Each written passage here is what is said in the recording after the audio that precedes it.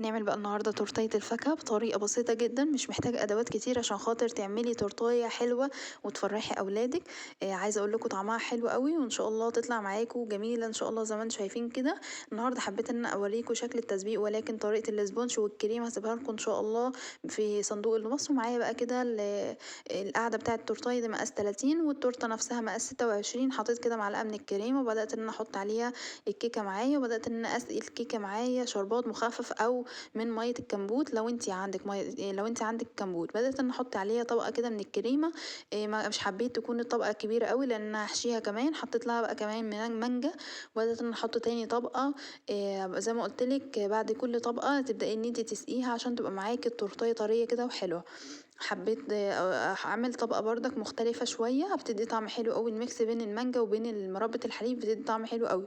دي مربى حليب بتتجاب جاهزه، بخففها انا بشويه من اللبن او شويه من الميه بتطلع معاكي بالشكل اللي شايفاه ده. هبدا بقى ان انا اقفلها خالص من فوق بالكريمه، ولكن المقطع ده اعتذر جدا لان هو اتمسح. هبدا ان انا اقفلها بالكريمه من فوق ومن الجناب واسويها كويس جدا. وبدات ان انا احط مانجا كده من الجناب في داير ما يدور حوالين التورتايه. وبدات ان انا بردك احط من فوق كده الكيوي، ورسمت كده بعود كده ان انا اعمل بس شكل قلب عشان خاطر امشي عليه بالكريمه. وحطيت الفراوله زي ما انتم شايفين بردك كده. عملت بقى الكريمه بشكل زي شكل الاكس كده بتدي شكل حلو قوي. وهبدا بردك انا من النص كده اعمل زي الورد كده صغير. اللي انت تمسكي الكيس الحلواني اعملي وردات كده صغنونه بتدي شكل حلو قوي.